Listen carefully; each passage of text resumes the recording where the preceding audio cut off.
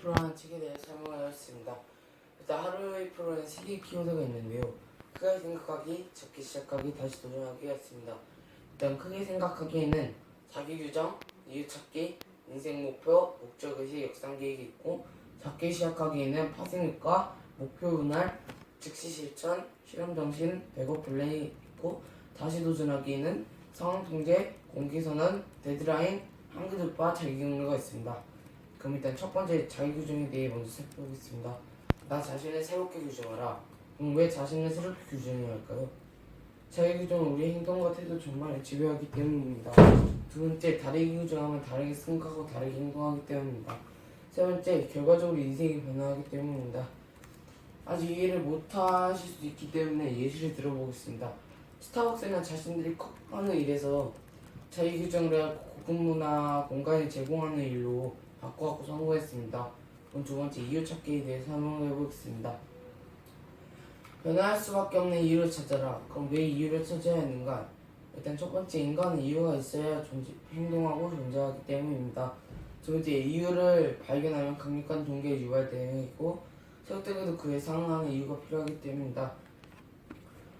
그럼 이에 대한 예시로 자신이 원하는 게 있으면 그것을 살려면 그에 맞는 이유를 제공해야지 훨씬 더 설득했고 들어줄 수 있을 확률이 높기 때문에 저희는 이유를 찾고 동기가 있어야 되고 내가 실천하려는 이유가 있어야 됩니다. 그럼 다음으로 인생 목표에 대해 설명해 보겠습니다. 장기적인 관점에서 로드맵을 그려보라. 그럼 왜 명확한 목표가 필요할까요? 모든 생각의 목표 달성에 집중하고 잡념이 제거되고 긍정적인 기분이 충만하였고 에너지가 충분하기 때문이고 유혹을 무시하고 재책에도 포기를 하지 않습니다. 차의 내비게이션이 올바른 길을 유도하도록 저희도 인생의 로드맵이 올바른 길을 유도하도록 필요합니다. 인생 목표를 갖고 계속해서 노력을 하면서 다른 잡념들을 제거하면서 할 수 없었던 효과적입니다. 다음으로 목적의식에 대해 설명해 보겠습니다. 목표에서 생각의 끈을 놓지 마라. 그럼 왜 생각의 끈을 놓지 말아야 하는가? 만나는 사람, 자주 가는 곳, 보고 듣는 것이 명확해지고 중요한 것과 중요하지 않은 것의 경계가 명확해지고 걸림돌이 되는 유혹을 쉽게 뿌려줄 수 있습니다. 그럼 인생 로드맵에 그리는 방법은 무엇이 있을까요? 일단 첫 번째, 이루고 싶은 꿈과 나이를 적고 꿈을 이룬 사람을 찾아본다. 두 번째, 그 꿈을 이루기 위해 거쳐야 하는 중간 다리를 그려본다. 세 번째, 액션 플랜을 세우고 당장 할 수 있는 작은 일을 실천한다. 저희는 사람들이 살면서 의식을 하지 않고 그냥 그저 의식만 하는 사람들이 있어요. 그럼 이런 사람들은 아무런 성과를 발휘하지 못해요. 저희는 열심히 의식을 하면서 내 이걸 왜 하는지를 계속해서 생각하면서 목적을 갖고 살아야 돼요. 다음으로 역상계획에 대해 설명하겠습니다. 미래의 기점으로 현재를 선택하라. 그럼 왜 역상 스케줄링인가? 미래의 관점에서 현재를 선택하는 중요한 일과 중요하지 않은 일의 구분을 가는 유혹을 뿌리치고 효과적인 달성만은 모두 가능하기 때문입니다. 미국의 한 심리학자 한 말이 있습니다. 장애물이란 당신이 목표에서 눈을 뗄 때 나타나는 것이다. 저희는 장애물을 계속해서 피하려는 경향이 있지만 이런 장애물을 맞서서 저희가 좀 더 회로를 자극시켜야 하는 것입니다. 그럼 스케줄링의 두 가지 방법에 대해 말해보겠습니다. 실행 스케줄링과 역산 스케줄링이 있는데 실행 스케줄링은 현재를 기점으로 순차적으로 계산해 목표 달성 시기를 추정하는 것이고 역산 스케줄링은 미래의 기준점으로 역산해서 지금 당장 해야 할 일을 선택하는 것입니다. 역산 계획을 해갖고 저희가 지금 효과적인 선택을 할 수 있도록 해야 합니다. 그럼 다음으로 파생효과에 대해 말해보겠습니다. 파생효과란 어떤 일이 일어나면 그 일로 크고 작은 수많은 일이 일어나게 됩니다. 그걸 파생효과로 말합니다. 그럼 왜 파생효과를 예상해야 할까요? 일단 첫 번째, 주관적 요구 충족보다 장기적인 부가가치를 고려해서 선택해야 하고 연쇄 반응을 고려하기 때문에 작은 일도 소홀히 하지 않게 되고 남들이 포기한 일도 끝까지 도전하며 남다른 처치가 가능하기 때문입니다. 이에 대한 예시로 에디슨의 파생효과 노트가 있는데 에디슨이 전구를 발명할 수 있었던 이유는 계속해서 실패를 해도 그 실패에 대한 피드백을 주고 그 파생효과 노트를 정하고 그 실수를 지워가면서 했기 때문입니다. 다음으로 목표 분할에 대해 말해보겠습니다. 자기 쪽에서 작게 시작하라. 그럼 왜 작게 시작해야 할까요? 부담이 적어 시작하기 쉬워지고 성공 경험을 통해 자기 통제감과 자기 효능감이 증가하고 작은 일로 큰 일로 이어지고 성공은 또 다른 성공을 불러옵니다. 모든 위대한 일은 작은 일로부터 시작됩니다. 제 사람들은 한 번에 위대한 일에 성공을 하려고 합니다. 하지만 이 방법은 잘못된 것입니다. 저는 일단 자신이 할 수 있는 작은 일부터 계속해서 해나가야지 나중에 큰일이 되고 그 큰일이 성공으로 이루어지는 것입니다. 뭔가 저희는 작동 행동 일은 모멘텀 행동 기법이 있습니다. 일단 작동 행동 이론이란 하기 싫던 일도 시작하면 그것이 계기가 되어 계속 하게 되고 행동 모멘텀 기법이란 행동 변화를 일으키는 작은 계기를 만들어 큰 변화를 유도하는 것입니다. 그럼 다음은 즉시 실천에 대해 말해보겠습니다. 결심했으면 즉시 실천하라. 그럼 왜 즉시 실천해야 하는가? 워밍업에 투입되는 에너지와 시간 절약이 가능하고 미룰수록 초기 시발 동기가 감소하여 실천 가능성이 감소하고 초기와 작은 차이가 점차 증폭되어 나비 효과가 창조되기 때문이다. 즉시 실천에서 파괴적인 단어와 생산적인 단어가 있는데 파괴적인 단어는 나중이고 생산적인 단어는 지금이라고 합니다. 저희 사람들은 계속 미룰수록 더 미루고 싶은 마음이 생기면서 이런 악순환이 발생하는데요. 지금 하자는 말을 하면 좀 더 효율적입니다. 이해되시죠? 나무를 심기 가장 좋을 때는 언제일까요? 바로 지금입니다. 뭔가 저희는 지금 당장 이 일을 실천해야겠죠? 다음으로 실험 정신에 대해 말해보겠습니다. 실패를 각오하고 실험 정신으로 도전하라. 그럼 왜 실험 정신이 필요한가? 1번 상식과 고정관념에서 벗어나 새로운 방법을 찾아낼 수 있다.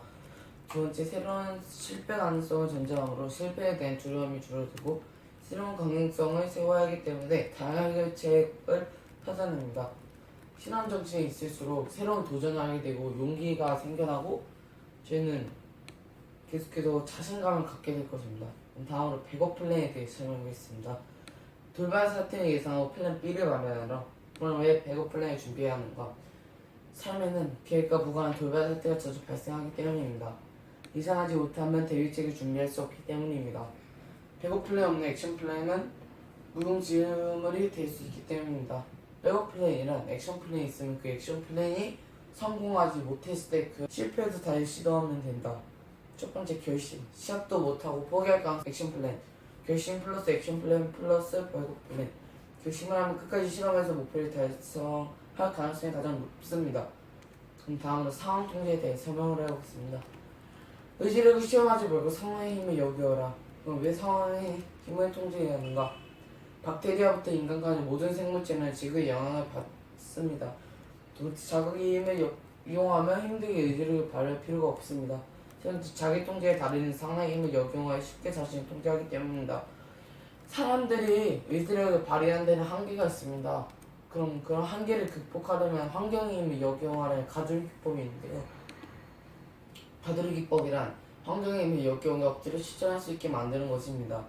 이런 환경의 힘을 역용하고 의지력이 힘들게 발휘할 필요 없이 저희가 일부러 그렇게 할 수 있도록 만들면 좀 더 쉽습니다.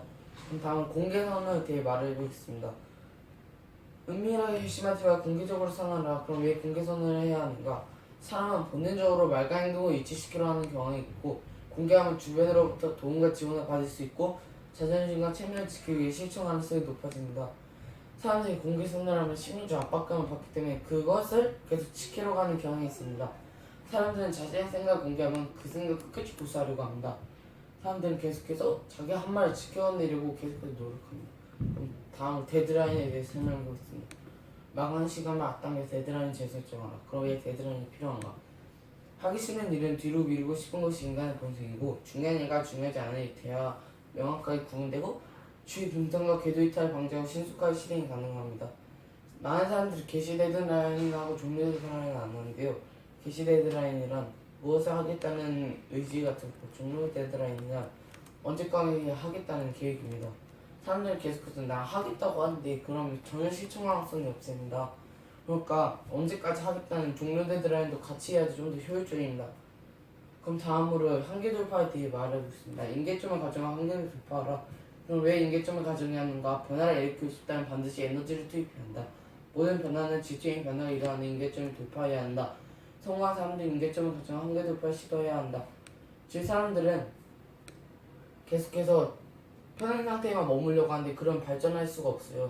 그러니까 자신의 한계점을 찾고 그 임계점을 돌파하는 연습을 해야지 저희는 발전을 가능합니다. 그럼 다음으로 마지막으로 자기 격려에 대해 말해보겠습니다. 미래로 미래에 가서 현재의 나를 격려하라. 내가 현재의 나를 격려해야 하는 이유는 꿈을 이룬 미래를 구체적으로 상상해서 자기 동기화가 되고 꿈을 이루기 위한 달성 격려의 방법을 묘사하게 해주고 유혹에 휘둘리지 않고 고통과 역경에 견딜 수 있게 해줍니다. 자기 격려란 자신이 힘들 때 자신이 격려를 해주는 것을 말합니다. 변화의 4단계 과정이 있습니다. 1단계 무결심 루틴은 아무것도 안 하는 거고 2단계 결심 무실행, 결심하지만 실행하지 않는다는 거고 3단계 4단계는 결심하지도 않고 실행하는 무결심 실행 단계입니다. 자기 격려란 자기 자신을 소중히 여기지 않으면 그 어떤 것도 할 수 없기 때문에 자기를 스스로 격려를 해야 하는 것입니다. 그럼 이상 발표를 마치겠습니다. 감사합니다.